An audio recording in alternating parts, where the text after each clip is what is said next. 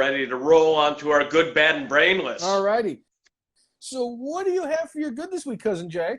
As much as I think this rich old piece of crap could get away with it, I have a high appreciation for the fact that there is a code of conduct against Vince McMahon now, and I think Endeavor will actually follow through if they find out that Vince has done anything really crappy and fire that MFer. Okay. I think that's a great thing, actually. Not good, it's fucking great. I like it. Brainless one. Now, mind you, for 2 days, my good was Jeff Hardy saving his brother without dancing in the ring like an asshole. But something else this week was so much better that I had to give it to somebody else. And like I've said before, I'll say it again, and I'll continue to say it.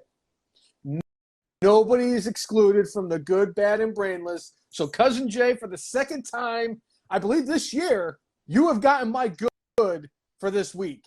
Because that video was spectacular.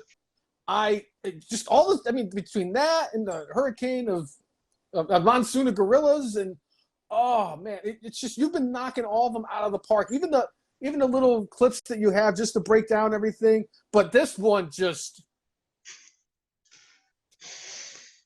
other than Party's Over Grandpa and Sheamus beating Daniel Bryan in 18 seconds, there's not a thing on the internet that's wrestling related I've watched more than that Curtis Axel video.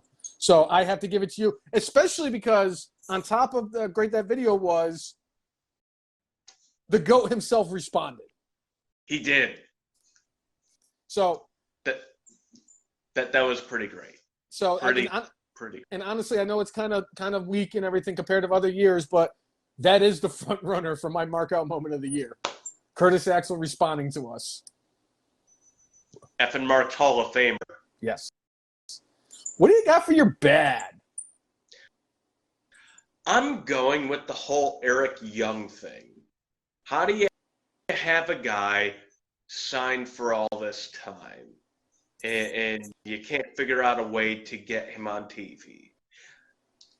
Again, it seems apparent that he was supposed to be part of the Wyatt Six or whatever they were doing with Bray Wyatt. Yep. Bray Wyatt, for the most part, has been on TV over the last, I'd say 4 of those 6 months. Yep. And you couldn't figure out a way to get Eric Young, who you've been paying, onto the TV. This is just purely bad on WWE's part. Again, I come out with Triple H with the top storylines. I think he's done a really good job, and I think he's a bit all over the place as far as the lower mid-card of the roster. Yeah. So that is my bad for this week. I'll tell you right now, I would agree with you, but I'm going to let this, I don't know what this is. I don't know what the hell happened. I must have taken like a brain injury, got hit with something that I don't remember, but I'm going to let this play out. Maybe it's because, when he left Impact, he was clean-shaven, bald head. Maybe they wanted him to regrow the beard and have that gnarly hair like he had when he was Insanity.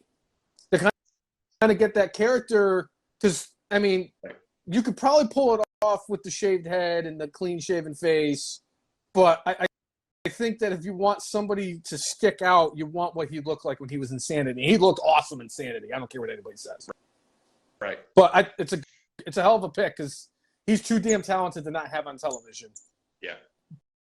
But I'm going to keep hammering away on something myself, as I'm going to go with the Outcasts versus the Originals on the AEW. We're going to do the NWO bullshit storyline once again. And it's because the storyline is stupid.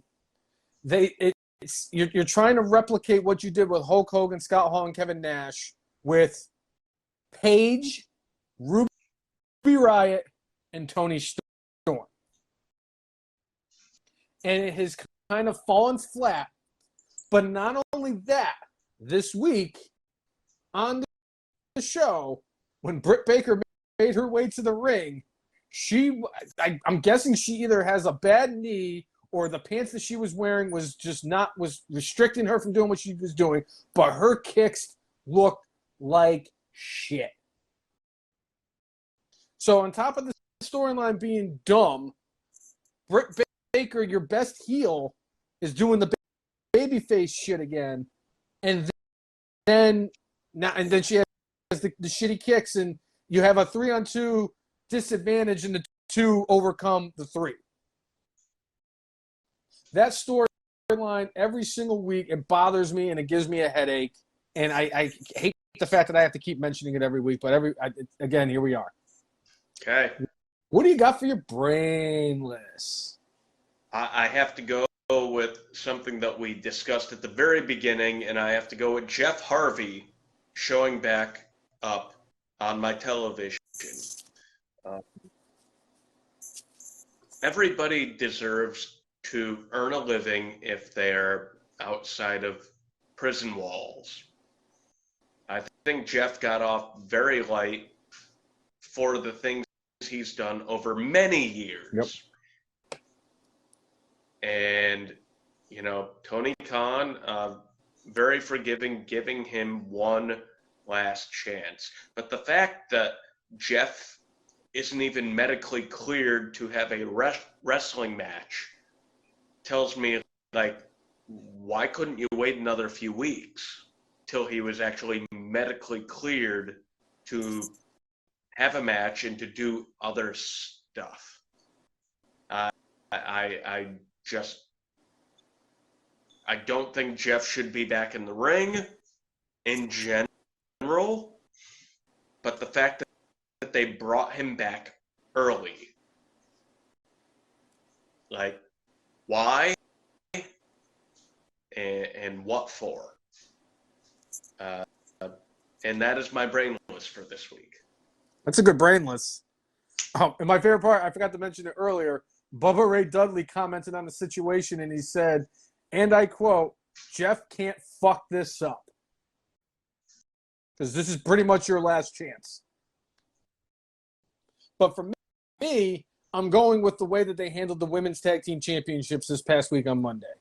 Between Lita getting taken out by Trish Stratus, and they're playing so you got attacked, and she's in the hospital, and then Trish, I'll help you defend the titles, and then they lose them to not only a makeshift tag team, but a makeshift tag team who lost in the women's tag team showcase match at WrestleMania 8 days prior, and then they win the titles. Yeah.